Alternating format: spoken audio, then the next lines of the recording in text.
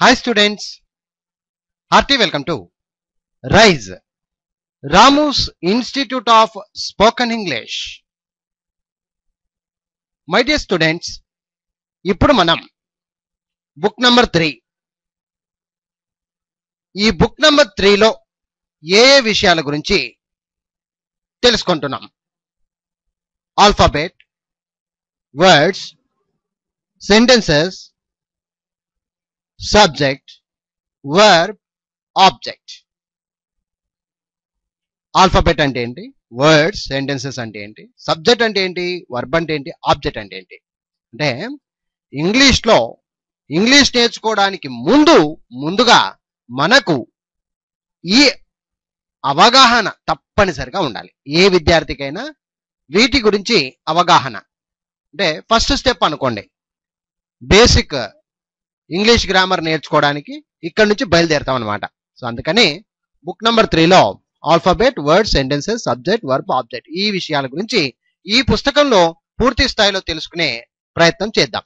ఇకపోతే మీ చేతిలో ఉన్నటువంటి బుక్ మెటీరియల్ ఇక్కడ మీరు చూస్తున్న ఈ వీడియో బుక్ నంబర్ 3 ఓపెన్ చేసి పెట్టుకొని ఆ పుస్తకాన్ని, మేము మీకు ఇచ్చినటువంటి పుస్తకాన్ని, అలాగే ఈ వీడియోను ఒకేసారి చూస్తూ అర్థం చేసుకునే ప్రయత్నం చేయండి. I wish you all the best. Page number 1, అక్షరమాల. అక్షరమాల అంటే ఇంగ్లీష్లో ఆల్ఫాబెట్ అని చెప్పాలి. ఆల్ఫాబెట్ తెలుగులో అయితే అక్షరమాల అండి, ఇంగ్లీష్లో ఆల్ఫాబెట్ అని చెప్పాలి. తెలుగు అక్షరమాలలో 52 అక్షరాలు ఉన్నాయి.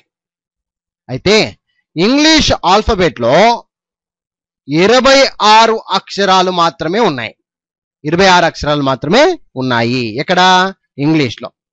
ఇకపోతే అక్షరమాలలు అని తెలుగులో అనరాదండి.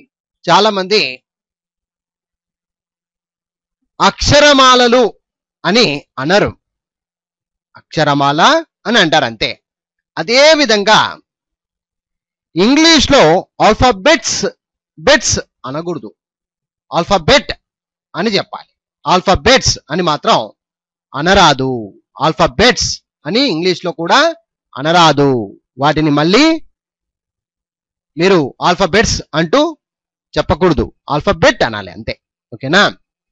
సరే, ఇకపోతే ఈ ఆల్ఫాబెట్ను అంటే ఇంగ్లీష్ అక్షరాలను 26 అక్షరాలు ఉన్నాయని చెప్పాను కదా, వాటిని 2 రకాలుగా విభజించడం జరిగింది. వాటిని మళ్ళీ 2 రకాలుగా విభజించారు. ఏంటవి? అచ్చులు, హల్లులు. ఇక్కడ జాగ్రత్తగా చూడండి, అచ్చులు, హల్లులు. తెలుగులో అయితే అచ్చులు 16, హల్లులు 36, టోటల్గా 52. ఏంటవి? అచ్చులైతే అ, ఆ, ఇ, ఈ, ఉ, ఊ, రు, రు, ఏ, ఏ, ఐ, ఓ, ఓ, ఔ, అం, అహా. హల్లులైతే 36. అవి క, ఖ, గ, ఘ, ఇ, చ, ఛ, జ, జ, ఇ, ట, ఠ, డ, డ, న, త, థ, ద, ద, న, ప, ఫ, బ, బ, మ, యారా, లావా, శేష, సాహ, లక్ష, బండిరా. ఇవి తెలుగు అక్షరాలు, మనకు సహజంగా తెలుసు. అలాగే ఏవైతే అచ్చులు వచ్చేసి 16 ఉన్నాయో వాటిని ఇంగ్లీష్లో వొవెల్స్ అని అంటారు. వొవెల్స్. అచ్చులు తెలుగు అయితే ఇంగ్లీష్లో వొవెల్స్ అంటారు. ఈ ఇంగ్లీష్ వొవెల్స్ లో 5 మాత్రమే ఉన్నాయి, అది మీరు గమనించాలి. అచ్చులు 16 తెలుగులో, అవి ఇంగ్లీష్లో అయితే వొవెల్స్ 5 మాత్రమే. ఏంటవి? ఏ, ఈ, ఐ, ఓ, యు. అర్థమైందా ఫ్రెండ్స్?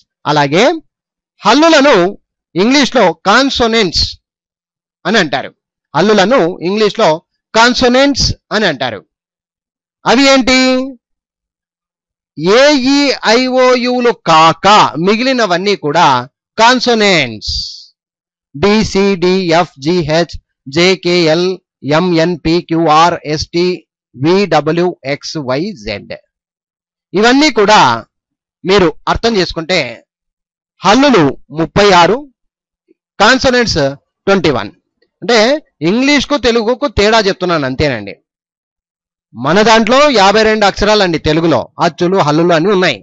కానీ ఇంగ్లీష్లో వచ్చేసరికి 26 అక్షరాలే కాబట్టి వొవెల్స్ 5గా, అంటే అచ్చులు అనుకోండి 5గా, కాన్సనెంట్స్ 21 అక్షరాలు ఉన్నాయి. ఓకేనా ఫ్రెండ్స్? సో ఇవన్నీ జనరల్ గా మనం తెలుసుకోవాల్సిన విషయాలు. ఇకపోతే ఇక్కడ జాగ్రత్తగా చూడండి. ఇంగ్లీష్ అక్షరమాల, ఇంగ్లీష్ ఆల్ఫాబెట్. ఇంగ్లీష్ అక్షరాలను 4 విధాలుగా విభజించారు. ఎన్ని రకాలుగా విభజించారండి? 4 రకాలుగా విభజించారు.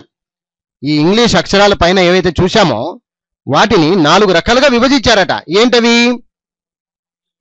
ప్రింట్ క్యాపిటల్ లెటర్స్, రెండవది ప్రింట్ స్మాల్ లెటర్స్, అలాగే third script capital letters, script small letters అని 4 రకాలు ఉన్నాయండి. Print capital letters, print small letters, script capital letters, script small letters. ఇకపోతే చూద్దాం అవి ఎలా ఉన్నాయి. ప్రింట్ క్యాపిటల్ లెటర్స్ ఎలా ఉంటాయి, ప్రింట్ స్మాల్ లెటర్స్ ఎలా ఉంటాయి, స్క్రిప్ట్ క్యాపిటల్ లెటర్స్ ఎలా ఉంటాయి, స్క్రిప్ట్ స్మాల్ లెటర్స్ ఎలా ఉంటాయో నెక్స్ట్ పేపర్లో చూస్తారు. ఇకపోతే చూడండి ఇక్కడ page number 2. Okay friends, page number 2. English alphabet, English అక్షరమాల 26 అక్షరాలు ఉన్నాయని చెప్పాను కదా. 26 అక్షరాలు, 26 లెటర్స్ ఉంటాయండి. అవి ఎలా ఉంటాయి చూడండి. తెలుగులో పలకండి, తెలుగులో పలకండి. అవి ఇంగ్లీష్లో ఎలా రాస్తారో చూడండి. కామన్ గా జనరల్ గా మనకు తెలిసిన విషయాలే. అయితే ఒక్కసారి మనం గుర్తుంచుకోవాల్సింది ఏంటంటే ABCDEFGHIJKLMNOPQRSTUVWXYZ అని తెలుగులో పలకడం ఇక్కడ ఈ లైన్ అంతా ఉంటుంది. ఇకపోతే ప్రింట్ క్యాపిటల్ లెటర్స్ ఎలా ఉన్నాయి చూడండి. ABCD అంటే సహజంగా మనం స్టార్టింగ్ లో క్యాపిటల్ లెటర్స్ రాస్తూ ఉంటాం, అవునా? సహజంగా జనరల్ గా మనం రాసేటప్పుడు లేదా టెక్స్ట్ బుక్ వైజ్ గా కానీ ఎక్కడైనా మనం న్యూస్ పేపర్లలో కానీ చూసేది ఎక్కువ శాతం ప్రింట్ క్యాపిటల్ లెటర్స్ ఏనండి. ప్రింట్ స్మాల్ లెటర్స్ అంటే మనం మామూలుగా మనకు చెప్తూ ఉంటాం క్యాపిటల్ లెటర్స్ స్మాల్ లెటర్స్ అని. అప్పుడు మనం ఇవన్నీ చూసి ఉంటాం, ఆల్రెడీ మనకు నాలెడ్జ్ ఉంటుందండి. అయితే ఇవి ఇక్కడ చూడండి స్క్రిప్ట్ క్యాపిటల్ లెటర్స్ ఇవే ఇలా ఉన్నాయి చూడండి. ఇవి వచ్చేసి కర్సివ్ హ్యాండ్ రైటింగ్ వారికి చాలా నీట్ గా hand writing, good hand writing కావాలని కర్సివ్ హ్యాండ్ రైటింగ్ ఇక్కడ మీరు చూడడం జరుగుతుంది అనమాట. అందుకే వీటిని స్క్రిప్ట్ క్యాపిటల్ లెటర్స్ అని, స్క్రిప్ట్ స్మాల్ లెటర్స్ అని చెప్పడం జరుగుతుంది. సో సహజంగా ఈ మధ్య కాలంలో స్కూల్స్లలో చాలా మంది పిల్లలకు, విద్యార్థులకు ఈ స్క్రిప్ట్ క్యాపిటల్ లెటర్స్ ఉపయోగించడం చూపిస్తూ ఉంటారు.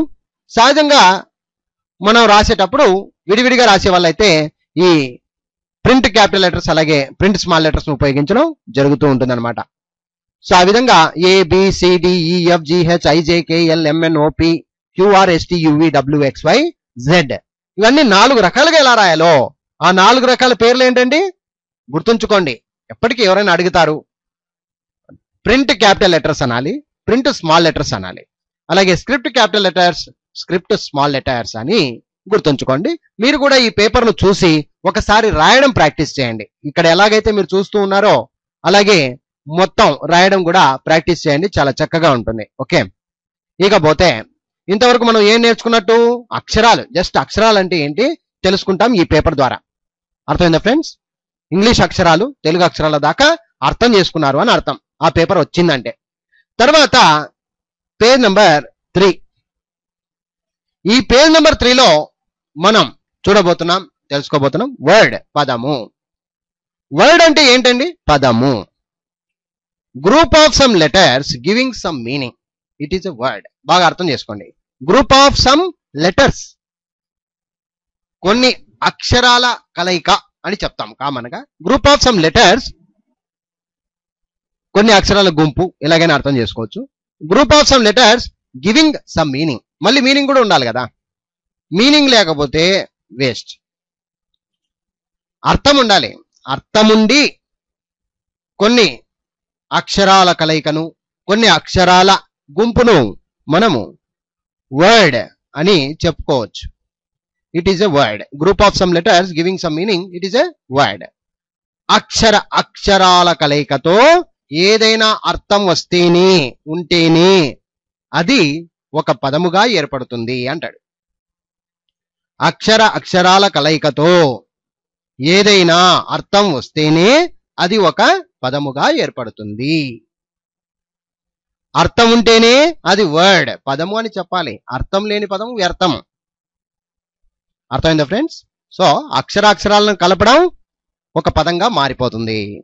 Combination of some letters is a word. Combination of some letters is a word. అక్షరాల సముదాయమే ఒక పదము. అక్షరాల సముదాయమే ఒక పదము. Letter plus letter is equal to word. ఇంకా సింపుల్ గా అర్థం చేసుకోవాలంటే లెటర్ ప్లస్ లెటర్, లెటర్ అంటే ఇక్కడ అక్షరాలు, ఒక అక్షరం కలిస్తేనే పదము. అలాగా కొన్ని ఎగ్జాంపుల్స్ మీరు గనక చూస్తే ఇక్కడ సమ్ వర్డ్స్ ఎగ్జాంపుల్స్ ఉన్నాయి. Only one letter words. A ఒక అనే అర్థం ఇస్తుంది కాబట్టి ఏ అనేది ఒక పదము. ఐ నేను, ఐ అనేది ఒక అర్థం ఉంది కాబట్టి, ఐ అంటే నేను అనే అర్థం ఉంది కాబట్టి ఇది ఒక పదము. So only one letter word అన్నమాట. ఏ మరియు ఐ చిన్న పదాలు అని చెప్పుకుంటాం మనం. ఓకే, అలాగే టూ లెటర్స్ వర్డ్స్, రెండు అక్షరాల పదాలు ఏంటి? వి మేము, బి ఉండు, నో కాదు, బై చేత, మీ నన్ను, హి అతడు, మై నాది, డు చేయు, గో వెళ్ళు, అట్ వద్ద, యాన్ ఒక, టు కు లేదా కి, అజ్ మమ్మల్ని, ఇన్ లోపల, ఆన్ పైన. చూసారా, ఇవన్నీ రెండు అక్షరాల పదాలు. ఇంకా ఉంటాయండి, వెతికితే ఇంకా చాలా దొరుకుతాయి. ఈ శాంపుల్కి మాత్రమే, జస్ట్ మీకు అర్థం కావడానికి. అలాగే త్రీ లెటర్ వర్డ్స్, మూడు అక్షరాలతో కలిసినటువంటి పదాలు. గాడ్ దేవుడు, షీ ఆమె, యు మీరు, వై ఎందుకు, హిమ్ అతన్ని, ఆర్ ఉన్నారు, అండ్ మరియు, నౌ ఇప్పుడు, ఏజ్ వయస్సు, డే రోజు, బిగ్ పెద్ద, సిట్ కూర్చోను, రన్ పరిగెత్తు, క్రై ఏడ్చు, ఎనీ ఏదైనా, జాబ్ ఉద్యోగం. హౌ ఎలా, bus bus, car car, cut కోయు, సీ చూచు, సే చెప్పు, ఆస్క్ అడుగు, క్యాట్ పిల్లి. చూశారు కదా, ఇవన్నీ మూడు అక్షరాల పదాలు. ఇకపోతే నాలుగు అక్షరాల పదాలు. బుక్ పుస్తకము, డోర్ తలుపు, నేమ్ పేరు, గుడ్ మంచి, కాల్ పిలుచు, లుక్ చూచు, ట్రీ చెట్టు, టైం సమయము, లవ్ ప్రేమ, లైక్ ఇష్టము, రీడ్ చదువు, టేక్ తీసుకో, టాక్ మాట్లాడు, ఓపెన్ తెరుచు, హోమ్ ఇల్లు, యువర్ మీ యొక్క, సిటీ నగరము, టౌన్ పట్టణము, దే వారు, మోర్ ఎక్కువ, కిల్ చంపు, ఫ్రమ్ నుండి, మూవ్ కదులు, వాక్ నడుచు. అలాగే ఎగ్జాంపుల్స్ చూస్తే గనక ఐదు అక్షరాల పదాలు. హ్యాపీ సంతోషము, హౌస్ ఇల్లు, ప్రైజ్ విలువ, క్యాచ్ పట్టుకొను, థింక్ ఆలోచించు, అబౌట్ గురించి, క్లాస్ తరగతి, వేర్ ఎక్కడ, దేర్ అక్కడ, ఫైట్ కొట్లాడు, ఎలోన్ ఒంటరి, టైగర్ పులి, మనీ డబ్బు, వాటర్ నీరు, స్టాండ్ నిలుచు, లర్న్ నేర్చుకొను, ఇండియా భారతదేశము, థీఫ్ దొంగ.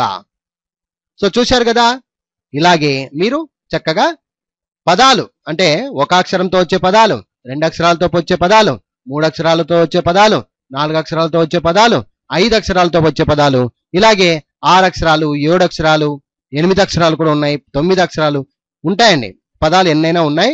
సో అవన్నీ చూడాలి అనుకుంటే మనం ఒక పెద్ద డిక్షనరీ ఓపెన్ చేయాలి. సో అందుకని అంటున్నాను, ఇక్కడ చూడండి. అలాగే ఎన్నో అక్షరాలను కలుపుతూ ఎన్నో వర్డ్స్ పదాలు ఉన్నాయి. వాటిని కూడా తెలుసుకోవాలంటే ఒకటే మార్గం, డిక్షనరీ ఓపెన్ చేస్తే చాలు. అర్థమైందా ఫ్రెండ్స్? ఒకవేళ మీకు ఏదైనా ఇక్కడ నేను చెప్తున్న విధంగా అర్థం కాని పక్షాన మాకు వెంటనే కాల్ చేయండి. మా సెల్ నంబర్ ఎప్పటికీ ప్రతి పేపర్లో ఉంటుంది, 9390495239. అర్థమైందా ఫ్రెండ్స్? మీకోసం ఎప్పటికీ మా ఫోన్ నంబర్ ఉంటుంది, కాల్ చేయండి. ఏదైనా డౌట్లు ఉంటే అడిగి తెలుసుకోండి. ఓకే, ఇంతవరకు అర్థమైంది కదా ఫ్రెండ్స్? ఇంతవరకు వర్డ్స్ చూసాం. ఇప్పుడు లెటర్స్ అయిపోయింది, వర్డ్స్ అయిపోయింది. Next sentence. సో ఇంతవరకు లెటర్స్ అయిపోయాయి. లెటర్స్ అంటే అక్షరాలు, ఇంగ్లీష్ ఆల్ఫాబెట్. తర్వాత వర్డ్స్, తర్వాత సెంటెన్స్. ఇక్కడ నుంచి ఇక ఇంగ్లీష్ స్టార్ట్ అవ్వడం జరుగుతుందండి. సెంటెన్స్ అంటే వాక్యము. వాక్యము, సెంటెన్స్ అంటే వాక్యము. Group of some words giving a complete meaning, it is a sentence. Group of some words giving a complete meaning, it is a sentence. పద పదాల కలయికతో సంపూర్ణమైన అర్థం ఉంటేనే అది ఒక వాక్యముగా ఏర్పడుతుంది అంటాడు. పద పదాల కలయిక లేదా పదాల గుంపు, అది కూడా ఎలా ఉండాలి? సంపూర్ణమైన అర్థం ఉండాలి. అర్థం లేనిది వ్యర్థం అండి. అర్థం ఉంటేనే అది ఒక సెంటెన్స్, వాక్యము అని చెప్పాలి. అర్థం లేని వాక్యం వ్యర్థము. అర్థమైందా ఫ్రెండ్స్? ఒకసారి ఇక్కడ జాగ్రత్త చూడండి, మీకు ఇంకా క్లారిటీ వస్తుంది. Group of some words giving a complete meaning, it is a sentence అంటాడు. Combination of some words is a sentence. అక్షరాల సముదాయమే ఒక పదము. Word plus word is equal to a sentence. Word plus word, పదము plus పదం is equal to వాక్యము. ఒక ఉదాహరణ చూద్దాం, ఎగ్జాంపుల్ చూద్దాం. ఇక్కడ ఐ ప్లస్ స్కూల్, ఈ రెండింటిని కలపండి. I school. దీన్ని జాగ్రత్తగా గమనించండి. ఐ అంటే నేను, స్కూల్ అంటే బడి. నేను బడి, ఇది అసలు వాక్యమా? ఇందులో అర్థం ఉందా? గమనించండి, ఏమాత్రం అర్థం లేదు. ఇది వాక్యమే కాదు అసలుకి. కాబట్టి దీనిని రాంగ్ సెంటెన్స్, తప్పుడు వాక్యముగా చెప్పుకోవచ్చు, లేదా మీనింగ్లెస్ సెంటెన్స్ అని కూడా చెప్పుకోవచ్చు. పదపదాలు కలిసాయి కాబట్టి సెంటెన్సే, వాక్యమే కాదనం. కానీ ఎలాంటి సెంటెన్స్ అది? రాంగ్ సెంటెన్స్ అన్న అవ్వాలి, లేదా మీనింగ్లెస్ సెంటెన్స్ అన్న అవ్వాలి. అందుకని సో ఈ విధంగా మనం మీనింగ్లెస్ సెంటెన్స్ ఏది, సెంటెన్స్ ఏది అర్థం చేసుకొని మాట్లాడాలి. అలాగే ఇక్కడ చూడండి, I plus go. I plus go, I go. దీన్ని జాగ్రత్తగా గమనించండి. ఐ గో, దీని అర్థం నేను వెళ్తాను. నేను వెళ్తాను, అర్థం ఉంది. ఇప్పుడు ఐ గో అంటే నేను వెళ్తాను, అర్థం ఉంది. కానీ సంపూర్ణమైన అర్థం లేదు, సంపూర్ణంగా లేదు అర్థం. కాబట్టి దీనిని ఇన్కంప్లీట్ సెంటెన్స్ అని చెప్పవచ్చు. ఇన్కంప్లీట్ సెంటెన్స్, ఇంకాస్త ఏదైనా రాస్తే కంప్లీట్ అయిపోతుంది అని అర్థం. ఇన్కంప్లీట్ సెంటెన్స్, అసంపూర్ణ వాక్యము అని చెప్పుకోవచ్చు. I plus go plus to plus school. చూడండి, ఇంకా 4 పదాల కలయిక.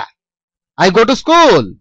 ఇప్పుడు దీని అర్థం చూడండి, నేను బడికి వెళ్తాను. ఐ గో టు స్కూల్, నేను బడికి వెళ్తాను.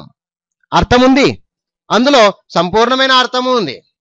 కాబట్టి దీన్ని కంప్లీట్ సెంటెన్స్, సంపూర్ణ వాక్యము అని చెప్పవచ్చు. అర్థమైందా friends? So my dear students, English భాష మాట్లాడడానికి మనం ముఖ్యంగా ఏం నేర్చుకోవాలి? వాక్యాల నిర్మాణం చెయ్యడం పూర్తిగా నేర్చుకోవాలి. అయితే ఒక వాక్యాన్ని ఎలా నిర్మించాలో తెలుసుకోవాలంటే అందులోని భాగాలను గురించి పూర్తిగా తెలుసుకోవాలి. ఒక వాక్యంలో ఏముంటాయో వాటిని ఎలా గుర్తించాలో ఇప్పుడు పూర్తి స్థాయిలో తెలుసుకునే ప్రయత్నం చేస్తూ ఉన్నాం. అర్థమైందా friends? Okay. So my dear students, ఇక్కడ జాగ్రత్తగా చూడండి. Page number 5. ఇంగ్లీషు భాషను నేర్చుకోవాలని ప్రారంభిస్తున్న వారు ఈ క్రింది విషయాలను పూర్తిగా తెలుసుకోవాలి. ఈ క్రింది విషయాలను పూర్తి స్థాయిలో తెలుసుకొని ఉండాలి. ఏంటవి? కర్త సబ్జెక్ట్, కర్మ ఆబ్జెక్ట్, క్రియ వర్బ్. కర్త, కర్మ, క్రియలు అని అంటారు తెలుగులో. అయితే ఇంగ్లీష్లో అయితే సబ్జెక్ట్, ఆబ్జెక్ట్, వర్బ్. సరే చూద్దాం వీటి గురించి ఏంటో ఇప్పుడు చూద్దాం. కర్త, కర్మ, క్రియలు లేకుండా మాట్లాడే వాక్యమే లేదు, అసలు భాషనే లేదు. ఏ భాషకైనా కావలసింది కర్త, కర్మ, క్రియలండి. అది మీరు తెలుసుకోవాలి. ఇవి లేకుండా, వీటి గురించి తెలియకుండా ఏ భాషను కూడా నేర్చుకోలేము. అలాగే ఇంగ్లీష్ నేర్చుకోవాలన్నా కూడా వీటి గురించి తెలుసుకోవడం మనందరికీ చాలా అవసరం. ఓకేనా ఫ్రెండ్స్? వీటి గురించి ఇప్పుడు తెలుసుకుందాం. ఏంటి అసలు సబ్జెక్ట్ అంటే ఏంటి, కర్త అంటే ఏంటి? ఇక్కడ చూడండి, ముందుగా కర్త, సబ్జెక్ట్. జాగ్రత్తగా చూడాలి. మనం ఎవరి గురించి అయితే ప్రత్యేకించి మాట్లాడుతుంటామో వారినే తెలుగు వ్యాకరణంలో కర్త అని అంటారు. మనం ఎవరి గురించి అయితే ప్రత్యేకించి మాట్లాడుతుంటామో వారినే తెలుగు వ్యాకరణంలో కర్త అని అంటారు. ఇంగ్లీష్లో సబ్జెక్ట్ అని అంటారు. కర్తనే ఇంగ్లీష్లో సబ్జెక్ట్. మనం ఎవరి గురించి అయితే ప్రత్యేకించి మాట్లాడుతూ ఉంటామో, ఉదాహరణలు చూద్దాం. ఇక్కడ కింద ఉందని చూడండి. ఈ క్రింది వాక్యాలలో ఎవరి గురించి మాట్లాడుతున్నామో కనుక్కోండి అని. జాగ్రత్తగా చూడండి. రవి సినిమాకు వెళ్ళాడు. ఫస్ట్ లైన్, రవి సినిమాకు వెళ్ళాడు. ఇక్కడ రవి గురించి మాట్లాడుతున్నాం కాబట్టి సబ్జెక్ట్ ఎవరండి? ఇప్పుడు రవి, కర్త. అర్థమైందా? ఎవరి గురించి మాట్లాడుతున్నాం? రవి గురించి మాట్లాడుతా ఉన్నాం కాబట్టి రవినే ఇక్కడ కర్త. అలాగే రెండోది చూడండి. శివ ఒక సెల్ ఫోన్ కొన్నాడు. శివ ఒక సెల్ ఫోన్ కొన్నాడు. ఇక్కడ ఎవరి గురించి మాట్లాడుతున్నాం? వెరీ గుడ్, శివ గురించి మాట్లాడుతున్నాం కాబట్టి శివనే కర్త. ఆమె మామిడి పండు తినింది. ఆమె మామిడి పండు తినింది. ఇక్కడ ఎవరి గురించి మాట్లాడుతున్నాం? ఆమె గురించి మాట్లాడుతూ ఉన్నాం కాబట్టి ఆమె అనేది కర్త. అర్థమైందా ఫ్రెండ్స్? అలాగే మోహన్ 10వ తరగతి పాస్ అయ్యాడు. ఇక్కడ ఎవరి గురించి మాట్లాడుతున్నాం? మోహన్, కర్త. మా నాన్న ఒక సైకిల్ కొన్నాడు. మా నాన్న ఒక సైకిల్ కొన్నాడు. మరి ఇక్కడ ఎవరి గురించి మాట్లాడుతున్నాం? మా నాన్న గురించి మాట్లాడుతున్నాం కాబట్టి ఇక్కడ మా నాన్న అనేదే కర్త. In the same way English లో కూడా మీరు గమనించండి ఇక్కడ. అలాగే ఇంగ్లీష్ లో కూడా సబ్జెక్ట్ ను కనుక్కోండి. Ravi went to the movie. ఇక్కడ ఎవరండి సబ్జెక్ట్? ఎవరి గురించి మాట్లాడుతున్నాం? Ravi went to the movie. Ravi గురించి మాట్లాడుతావు కాబట్టి రవినే subject. Shiva bought a cell phone. Shiva bought a cell phone. ఇక్కడ ఎవరి గురించి మాట్లాడుతున్నాం? శివ గురించి మాట్లాడుతున్నాం కాబట్టి శివ అనేది ఇక్కడ subject. She ate a mango. వాక్యం ఇది. షీ ఏట్ ఎ మ్యాంగో అనేది ఒక వాక్యం. ఓకే, షీ ఏట్ ఎ మ్యాంగోలో ఎవరి గురించి మాట్లాడుతున్నాం? షీ గురించి మాట్లాడుతా ఉన్నాం. అర్థమైందా ఫ్రెండ్స్? ఎవరి గురించి అయితే ప్రత్యేకంగా మాట్లాడతామో వారే సబ్జెక్ట్, అంతే. She ate a mango. ఎవరి గురించి మాట్లాడాం? షీ గురించి మాట్లాడాం కాబట్టి subject she. Mohan passed 10th class. ఇక్కడ మోహన్ గురించి మాట్లాడాం కాబట్టి సబ్జెక్ట్ ఎవరు? Mohan. My father bought a cycle. ఇక్కడ ఎవరి గురించి మాట్లాడాం? మై ఫాదర్ గురించి మాట్లాడాం కాబట్టి మై ఫాదర్ అనేది సబ్జెక్ట్. అర్థమైందా ఫ్రెండ్స్? సో ఇలా మనం ఎవరి గురించి అయితే ప్రత్యేకించి మాట్లాడుతుంటామో వారినే తెలుగు వ్యాకరణంలో కర్త అని అంటారు. ఇంగ్లీష్ లో సబ్జెక్ట్ అని అంటారు. ఈ కర్త సబ్జెక్ట్ స్థానము ఎప్పటికైనా మొదటి స్థానము, ఫస్ట్ ప్లేస్ ఉంటుంది అనమాట. సబ్జెక్ట్ యొక్క ప్లేస్ ఎప్పటికైనా మొదటి ప్లేస్ లోనే ఉంటుంది. అది విద్యార్థులు గమనించాలి. అర్థమైందా ఫ్రెండ్స్? సో సబ్జెక్ట్ పార్ట్ అర్థమైంది కదా. సబ్జెక్ట్ అనేది కర్త. ఓకేనా ఫ్రెండ్స్? మనం ఎవరి గురించి అయితే ప్రత్యేకించి మాట్లాడుతుంటామో వారిని తెలుగు వ్యాకరణంలో కర్త అని అంటారు. ఇంగ్లీష్ లో అయితే సబ్జెక్ట్ అని అంటారు. ఎన్నైనా అడగండి చెప్తామనాలి.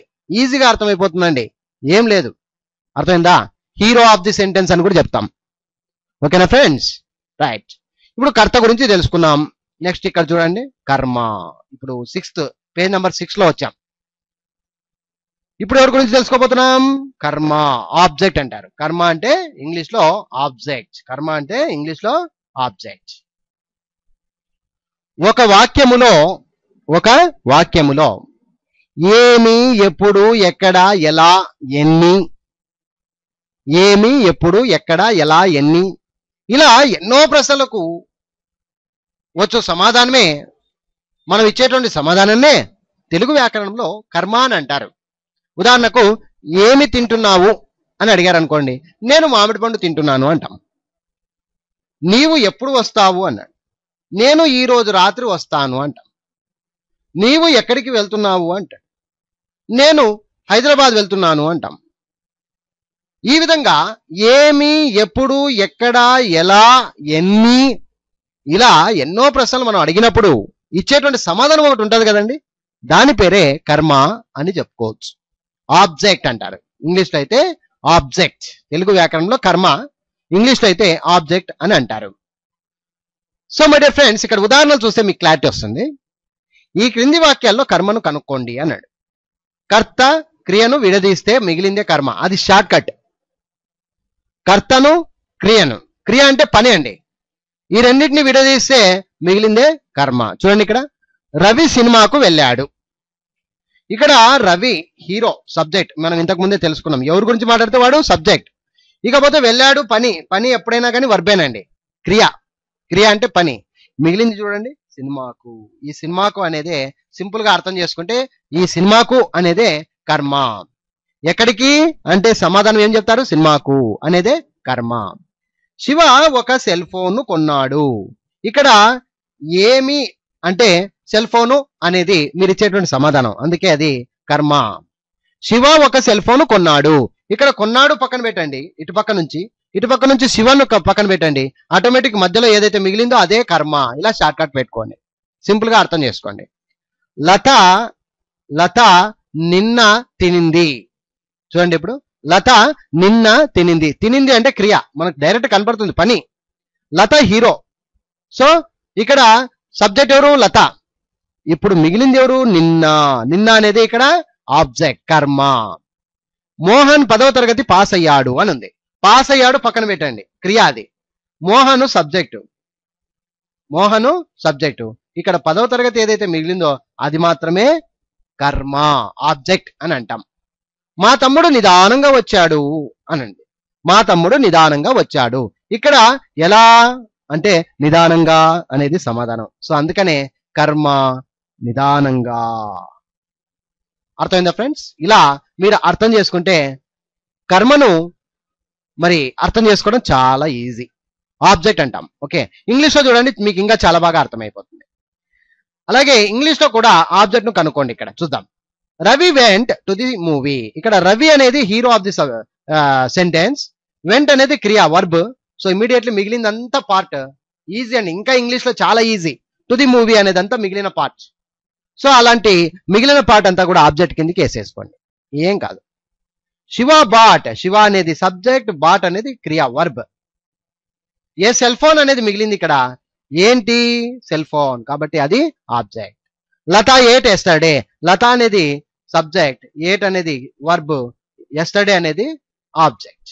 Mohan passed 10th class, Mohan అనేది సబ్జెక్ట్, పాస్డ్ అనేది వర్బ్, 10th క్లాస్ అనేది object. My brother came slowly అని ఉంది. My brother subject, came verb, slowly అనేది ఎలాగా స్లోలీ, కాబట్టి స్లోలీ అనేది ఆబ్జెక్ట్. ఈ విధంగా మీరు అర్థం చేసుకోవాలి. ఒక వాక్యంలో ఏమి, ఎక్కడ, ఎప్పుడు, ఎలా అనే ప్రశ్నలకు వచ్చు సమాధానమే తెలుగు వ్యాకరణంలో కర్మ అని అంటారు. ఇంగ్లీష్లో అయితే ఆబ్జెక్ట్ అని అంటారు. ఈ కర్మ ఆబ్జెక్ట్ స్థానము తెలుగులో ఎప్పుడు 2వ స్థానమే, ఇంగ్లీషు భాషలో 3వ స్థానముగా ఉపయోగిస్తారు.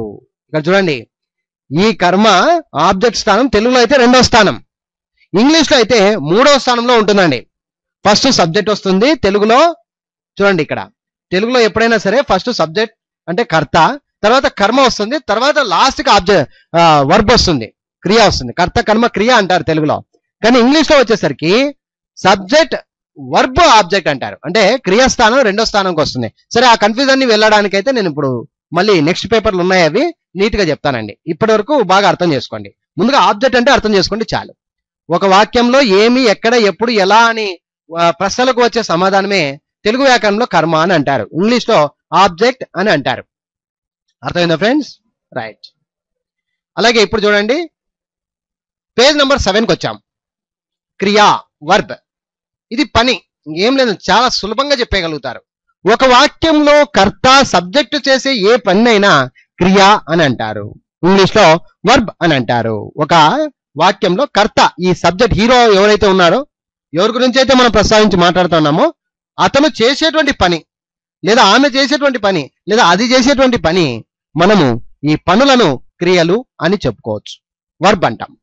ఉదాహరణలు చూడండి, మీకు ఇంకా క్లారిటీ వస్తుంది. ఈ క్రింది వాక్యాలలో సబ్జెక్టు చేసే పనిని, క్రియను కనుక్కోండి అంటాడు. రవి సినిమాకు వెళ్ళాడు. ఇంకా డైరెక్ట్ మీరే చెప్పొచ్చు, వెళ్ళాడు పని అది, కాబట్టి వెళ్ళాడు అనేది క్రియ. శివ ఒక సెల్ ఫోన్ కొన్నాడు. కొన్నాడు ఏం చేశాడు? కొన్నాడు. ఇక్కడ కొన్నాడు అనేది క్రియ. లత మామిడి పండు తినింది. తినింది క్రియ. మోహన్ 10వ తరగతి పాస్ అయ్యాడు. పాస్ అయ్యాడు క్రియ. మా నాన్న ఒక సైకిల్ కొన్నాడు. కొన్నాడు ఏం చేశాడు? కొన్నాడు. పని, ఏం పని చేశాడో ఆ పని చెప్పడమే క్రియ. ఇంగ్లీష్లో కూడా చూడండి, అలాగే ఇంగ్లీష్లో కూడా వర్బును కనుక్కోండి. Ravi went to the movie. ఎప్పుడైనా సరే చూడండి, 2వ స్థానమే వర్బు. ఇక్కడ అక్కడేమో పైన 3వ స్థానంలో వచ్చింది, ఇక్కడ 2వ స్థానం మధ్యలో ఉంటుంది. రవి వెంట్, సబ్జెక్ట్ అయిన వెంటనే వర్బు రావాలి. ఇంగ్లీష్ లో ఉండేటువంటి ముఖ్య సీక్రెట్ అది. Okay, so Ravi went to the movie, went అనేది verb. Shiva bought a cell phone, bought అనేది verb. Latha ate a mango, ate అనేది verb. Mohan passed 10th class, passed అనేది verb. My father bought a cycle, so bought అనేది verb. ఇలా ఒక వాక్యంలో subject చేసే ఏ పనినైనా క్రియ అని అంటారు. ఒక వాక్యంలో సబ్జెక్టు చేసే ఏ పనినైనా క్రియ అని అంటారు. ఇంగ్లీష్లో అయితే వర్బ్ అని అంటారు. ఇంగ్లీష్లో వర్బ్ అని అంటారు. ఈ క్రియ వర్బు స్థానము తెలుగులో అయితే 3వ స్థానంలో ఉంటుందండి. ఇంగ్లీషు భాషలో అయితే 2వ స్థానముగా ఉపయోగిస్తాం. ఈ క్రియ వర్బు స్థానము తెలుగులో అయితే 3వ స్థానము, ఇంగ్లీషు భాషలో అయితే 2వ స్థానం అండి. అర్థమైందా ఫ్రెండ్స్? సరే, ముందుకు వేద్దాం. ఇక చూడండి, పేజ్ నంబర్ 8. సరే, ఇప్పుడు మీకు ఒక హోంవర్క్ అనుకోండి. ఇంతవరకు మనం ఏం తెలుసుకున్నాం? కర్త అంటేమి, కర్మ అంటేమి, క్రియలు అంటేమి తెలుసుకున్నాం అంతే. ఇప్పుడు మీకు ఒక హోంవర్క్ ఇక్కడ మీరు చూడడం జరుగుతుంది. ఈ క్రింది వాక్యాలలో కర్త, కర్మ, క్రియలను కనుక్కోండి లేదా విడదీయండి అని అన్నాడు. ఈ క్రింది వాక్యాల్లో కర్త, కర్మ, క్రియలను కనుక్కోండి లేదా విడదీయండి, గుర్తించండి అని అర్థం. సో ఇప్పుడు మీరు ఒక్కొక్కటిగా చదువుకుంటూ హ్యాపీగా సొంతంగా మీరే చేయడానికి ప్రయత్నించండి. ఆ తర్వాత ఇక్కడ నుంచి ఈ వీడియో చూడండి, మీకు నీట్గా అర్థం అవుతాయి. ఓకే, ముందుగా ఇది హోంవర్క్ అనుకోండి. హోంవర్క్ గా చేయండి. మీ చేతిలో పుస్తకం ఉంది ఆల్రెడీ, మీరు హోంవర్క్ చేయండి. ఆ తర్వాత మీరు ఈ వీడియోను చూడండి. ఓకే, శరత్ డిగ్రీ పరీక్షలు రాస్తున్నాడు. ఇక్కడ కర్త ఎవరండి? కర్తలు ఎవరు? ఇక్కడ శరత్. ఎవరి గురించి మాట్లాడాం? శరత్ డిగ్రీ పరీక్షలు రాస్తున్నాడులో శరత్ అనేది కర్త. కర్మ అంటే డిగ్రీ పరీక్షలు. డిగ్రీ పరీక్షలు ఏమి అంటే డిగ్రీ పరీక్షలు, కాబట్టి కర్మ. క్రియలు, క్రియలు అంటే మీ పనులు, పనులు అనేది రాస్తున్నాడు. సో రాస్తున్నాడు అనేది క్రియ. ఈ విధంగా మీరు కూడా అర్థం చేసుకొని ఒక్కొక్కటిగా కర్తలు, కర్మలు, క్రియలుగా డివైడ్ చేసుకొని రండి తెలుగులో అండి. తర్వాత ఇంగ్లీష్లో చేద్దాం. సరిత మోహన్ తిట్టింది. సింపుల్ గానే Saritha he subject. Okay, Mohan అనేది ఆబ్జెక్ట్, తిట్టింది పని కాబట్టి క్రియ. మా నాన్న ఒక ల్యాప్టాప్ కొన్నాడు. మా నాన్న సబ్జెక్ట్, ఒక ల్యాప్టాప్ కర్మ అంటే ఆబ్జెక్ట్, కొన్నాడు క్రియ. గోపాల్ స్కూల్ ఫీజు చెల్లించాడు. గోపాల్ అనేది కర్త, స్కూల్ ఫీజు అనేది కర్మ, చెల్లించాడు క్రియ. సొంతంగా మీరు చెప్పాలండి, నేను చెప్పడం కాదు. ఈ వీడియో తర్వాత చూడండి. ఫస్ట్ మీరు అంతా నేర్చుకోండి, తెలుసుకోండి, మీరు హోంవర్క్ చేయండి. ఆ తర్వాత ఈ వీడియోని చూడండి. అతడు అందంగా ఉన్నాడు. చూడండి, అతడు కర్త, అందంగా కర్మ, ఉన్నాడు క్రియ. ఆమె పెద్దలను గౌరవిస్తుంది. ఆమె సబ్జెక్ట్ కర్త, పెద్దలను కర్మ, గౌరవిస్తుంది క్రియ. మా స్నేహితులు నన్ను మోసం చేశారు. మా స్నేహితులు కర్తలు, నన్ను కర్మ, మోసం చేశారు క్రియ. అలాగే మా అమ్మ నాన్ వెజ్ వండింది. మా అమ్మ సబ్జెక్ట్ కర్త, నాన్ వెజ్ కర్మ, వండింది క్రియ. సునీల్ లావణ్యను పెళ్లి చేసుకున్నాడు. సునీల్ లావణ్యను పెళ్లి చేసుకున్నాడు. సునీల్ సబ్జెక్ట్, లావణ్యను కర్మ ఆబ్జెక్ట్, పెళ్లి చేసుకున్నాడు వర్బ్. సీత అడవికి వెళ్ళింది, సీత కర్త సబ్జెక్ట్, అడవికి కర్మ ఆబ్జెక్ట్, వెళ్ళింది క్రియ. వారు మమ్మల్ని పెళ్లికి ఆహ్వానించారు, వారు అనేది సబ్జెక్ట్, మమ్మల్ని పెళ్లికి అనేదంతా మొత్తం కర్మ ఆబ్జెక్ట్, ఆహ్వానించారు వర్బ్ క్రియ. వీళ్ళంతా రేపు తిరుపతికి వెళ్తున్నారు, వీళ్ళంతా సబ్జెక్ట్, రేపు తిరుపతికి ఆబ్జెక్ట్, వెళ్తున్నారు వర్బ్ క్రియ. కర్త కర్మ క్రియ అండి. మేము ఈరోజు వస్తున్నాము, మేము కర్త, ఈరోజు కర్మ, వస్తున్నాము క్రియ. కమల వాడిని ఇష్టపడింది, కమల సబ్జెక్ట్ కర్త, వాడిని ఆబ్జెక్ట్ కర్మ, ఇష్టపడింది వర్బ్ క్రియ. చిరంజీవి మా ఊరికి వచ్చాడు, చిరంజీవి కర్త, మా ఊరికి కర్మ, వచ్చాడు క్రియ. రాజేష్ బొమ్మను గీచాడు, రాజేష్ కర్త, బొమ్మను కర్మ, గీచాడు వర్బ్ క్రియ. నేను అతడిని కలిశాను, నేను సబ్జెక్ట్ కర్త, అతడిని కర్మ, కలిశాను క్రియ. సతీష్ డాక్టర్ను పిలిచాడు, కలిశాడు, సతీష్ డాక్టర్ను కలిశాడు, సతీష్ కర్త, డాక్టర్ను కర్మ, కలిశాడు క్రియ. పనులన్నీ క్రియలండి అంతే.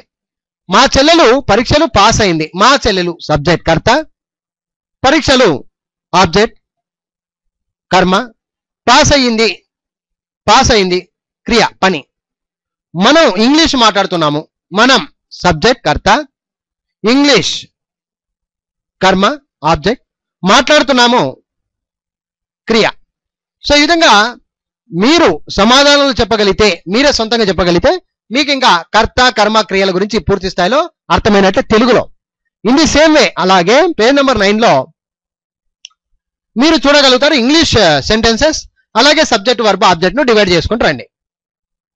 ఓకే, చూడండి ఇక్కడ find subject verb and object. ఈ క్రింది ఇంగ్లీష్ వాక్యాల్లో సబ్జెక్ట్ వర్బ్ ఆబ్జెక్ట్ ను కనుక్కోండి, విడదీయండి. Same sentences in English. Sharath is writing degree exams అని ఉంది ఒక వాక్యం. ఇందులో హీరో ఎవరు? సబ్జెక్ట్ శరత్. ఈజ్ రైటింగ్ అనేది వర్బ్ అండి, పని, కాబట్టి వర్బ్ ఈజ్ రైటింగ్. వర్బ్ ఆ తర్వాత ఆబ్జెక్ట్, ఆబ్జెక్ట్ ఏది ఇక్కడ? డిగ్రీ ఎగ్జామ్స్ అనేది object.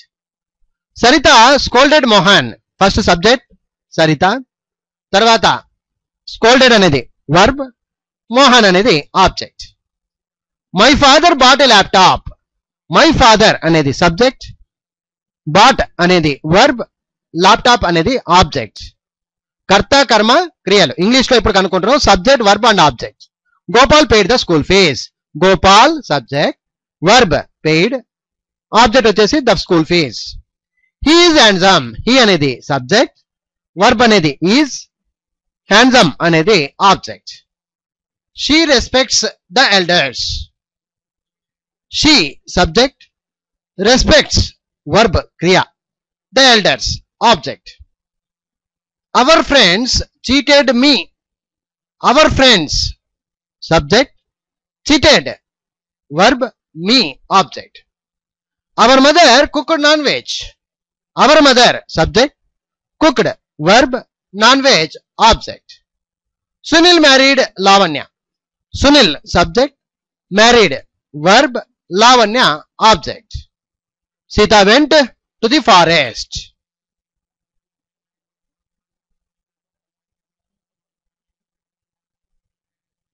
Sita went to the forest.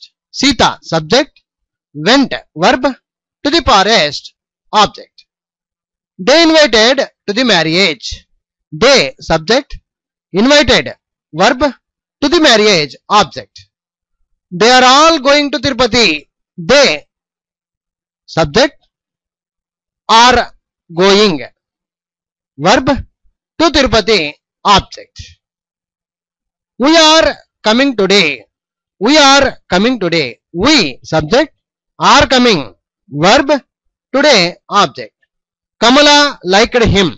Kamala, subject, liked. Verb, him, object. Chiranjeevi came to our village. Chiranjeevi, subject, came, verb, to our village, object. Rajesh drew the picture.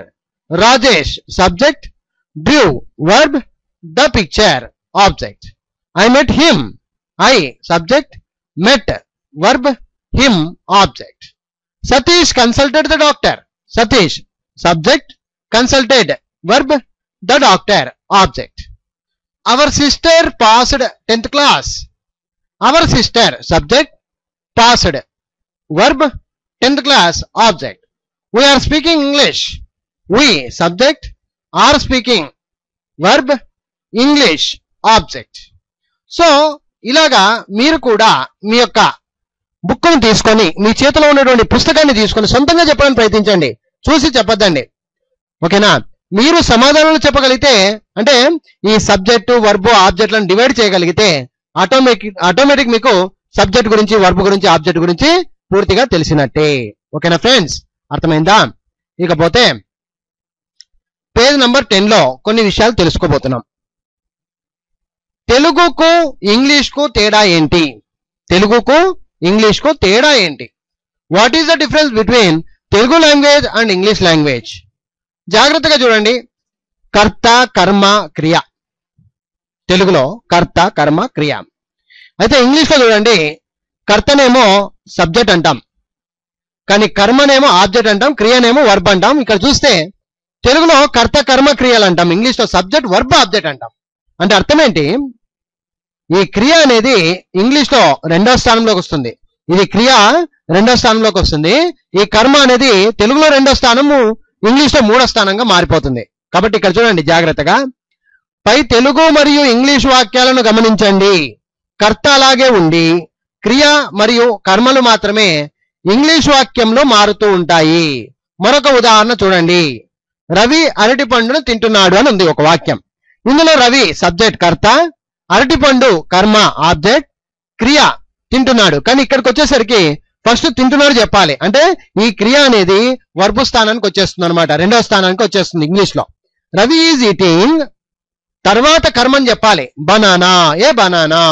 ఆ విధంగా మీరు గమనిస్తే పై తెలుగు మరియు English వాక్యాలను గమనించినట్టయితే కర్త అలాగే ఉండి క్రియ మరియు కర్మలు మాత్రమే ఇంగ్లీష్ వాక్యంలో మారుతున్నాయి. అర్థమైందా ఫ్రెండ్స్? సో చాలా ముఖ్యమైన విషయం ఇక్కడ గమనించినట్టయితే జాగ్రత్తగా చూడండి. పేజ్ నంబర్ 11 లో ఉంది. ఏ తెలుగు వాక్యాన్నైనా ఇంగ్లీష్ వాక్యాలుగా మార్చేటప్పుడు కర్త, సబ్జెక్ట్, కర్మ, ఆబ్జెక్ట్, క్రియ, వర్బ్. చూడండి ఇక్కడ జాగ్రత్తగా, కర్త సబ్జెక్ట్ అలాగే ఉంటుంది, మొదటి స్థానంలోనే ఉంటుంది. ఓకేనా? కర్మ ఆబ్జెక్ట్, తెలుగులో 2వ స్థానంలో ఉండే కర్మ ఆబ్జెక్ట్ ఇంగ్లీష్ లో వెళ్ళేసరికి 3వ స్థానంగా వెళ్తుంది. ఇది ముఖ్యమైన విషయం. అలాగే క్రియ తెలుగులో 3వ స్థానంలో ఉండే క్రియ వర్బ్ ఇంగ్లీష్ లో 2వ స్థానానికి వస్తుంది లేదా వెళ్తుంది. సో మై డియర్ స్టూడెంట్స్, అర్థమైంది కదా? ఇంతవరకు ఇంగ్లీష్ వాక్యాలకు తెలుగు వాక్యాలకు గల ముఖ్యమైన తేడాల గురించి తెలుసుకున్నాం. ఇప్పుడు ఒక వాక్యంలోని ముఖ్యమైన భాషా భాగముల గురించి తెలుసుకుందాం. ఓకేనా? సో మై డియర్ స్టూడెంట్స్, ఈ బుక్ నెంబర్ 3 లో ఇంతవరకు మనం alphabet, words, sentences, subject, verb, object ఈ విషయాల గురించి పూర్తి స్థాయిలో తెలుసుకునే ప్రయత్నం తెలుసుకున్నాం. అయితే నెక్స్ట్ భాగంలో, అంటే నెక్స్ట్ పుస్తకంలో బుక్ నెంబర్ 4 లో పార్ట్స్ ఆఫ్ స్పీచ్, భాషా భాగములు అంటే ఏంటి, వాటి గురించి పూర్తి స్థాయిలో తెలుసుకునే ప్రయత్నం చేయవచ్చు. Anyhow, I wish you all the best. Thank you very much. Bye.